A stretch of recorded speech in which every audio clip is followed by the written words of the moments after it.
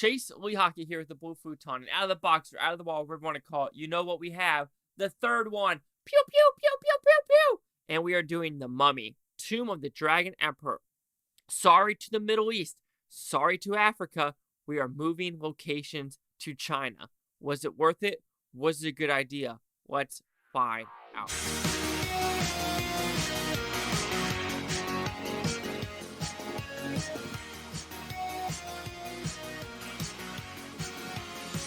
So The Mummy, Tomb of the Dragon Emperor, what's about? It's a very simple premise, actually. We are now about, 20-ish? 10-ish more years in the future from Mummy Returns. And this time the son is doing his own exploration in China, and he's found something. He's found Jet Li. Jet Li is coming back from the dead, and now the people that are built the Wall of China, they're mad. They're mad because when they were building that Wall of China, the general, Jet Li, buried them underneath the wall. But anyway, shenanigans ensues. They need to bring Brandon Fraser and Rachel. Whoa. Rachel Weisz isn't in this one. We have Maria Bello now. And does that hinder the story? So overall, when watching The Mummy, Tomb of the Emperor, I think it's an okay movie. It's a lot better than I remember it. Remember seeing it the first time, I was like, oh, it's okay. It's not as bad as what people are saying. But when rewatching it, it does have some nice flair to it. It does have Michelle Yeoh in it. It does have Jet Li. This was a time it was like Crouching Tiger, Hero, Fearless. All those movies are coming in, and that's pretty smart to bring Jet Li and Michelle Yeoh into this movie to bring a bigger audience, and I think it works, and those chemistry dynamics does work with what they're trying to say. Recasting the wife, though, it was very misleading because at the very beginning, you do have Rachel Weisz's voice, like, telling the story. Then it changes to Maria Bello. So you're like, I see what you did there. But I think Rachel Weisz is basically like, nah, I'm done with this franchise because of the second one. She wasn't a fan of it. But I could be completely wrong. Maybe she was doing another movie. Who knows? But with this movie, I think it's a fine movie. It's a lot better than I remember it. So let's go with the positives. I do think the story actually works. Putting this to China and having a new China background is actually fun and unique because China does have rich history. The Yang Dynasty, and so many other dynasties I'm not even going to pronounce because there's like thousands of them. Okay, maybe not thousands, hundreds. Okay, sorry. But moving it to China is actually pretty smart because you know what? All regions of the world have had technically mummies or past warlords or past generals who've had armies that have done horrible stuff. So doing this, I think it's smart for the story and it does bring a bigger audience.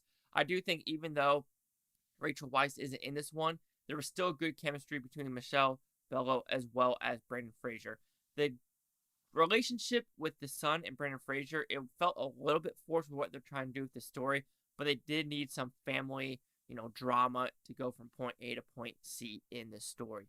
I do think the special effects were pretty good in this movie. They did add like the plane scene as well from the second one to this one. Actually, every single one of them has consistent themes of like, okay, plane scene, avalanche scene, water scene, sand scene. So they are kind of carbon copy stories, but I do think this one works. Even though there's some weird ones like the Yetis.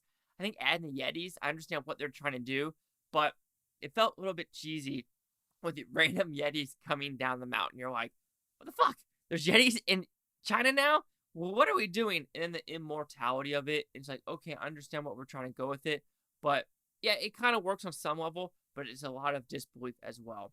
So this movie has some good CGI. I think the chemistry still works with most of the actors. I think the story is fine. I think the movie does what it's supposed to do. It's supposed to entertain. It is a non-stop action movie, though. This one is mostly like action set piece, final set piece, and we are done. I mean, it looks like they wanted to do one in Peru or South America. That'd be pretty fun. Or they should do a mummy movie in the USA. I don't know what they would go off of. Like, what army has been, like, buried underground? Area 51? We could do Aliens. We could do the Mummy Aliens version. Okay, we already did that with Indiana Jones, the fourth one. So, I guess not. But overall, The Mummy, Tomb of the Dragon Emperor. I keep forgetting Dragon. I think it's a fine movie. It's a lot better than I remember it. If people are dogging on it because it's, like, different casts, I can't understand that. I truly can't because it's like, why are we recasting? It might have been better if the mother died or something like that. But kind of wanted to be a family-friendly kind of fun romp because you have the brother, John Hannah, in this movie as well. So, It's a fine movie. It's a lot better than I remember it. And I do think it is better than the second one, but God, no, it is not better than the first one. So The Mummy, Tomb of the Dragon Emperor, will receive a 3 out of 5 Futons, which equals that 60%. So see the critics' news scores gave this one. It's Maria Bello, right? Did I say it right? Anyway, holy shit. Critics, a 13% with 177 of them. Audience score, a 30% with over 250,000. Here's critic consensus. With muddling CG effects and distant lack of fun, The Mummy, Tomb of the Dragon Emperor finds the series past its prime.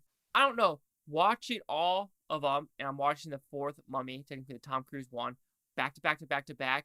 I do think the third one, this one, isn't as bad as what people are saying. It truly isn't. I understand in that time of like recasting, this is in China, it's not in the Middle East anymore or Africa anymore, that it's just going off the rails. Personally, watch them all three, boom, boom, boom. The acting, the action, the story, just everything a little bit felt better in the third one. It really did. Just watch them all three in a row, in my opinion, though. 13, 30, 60. Chase Talk with the Blue Futon. Like, comment, subscribe. Let me know if you think it's Butonotopia. You Blue Tony's. Thank you for watching. Have a fantastic day. Yeah, kind of crazy. 13. Yeah, that's low. Lower than I thought, honestly.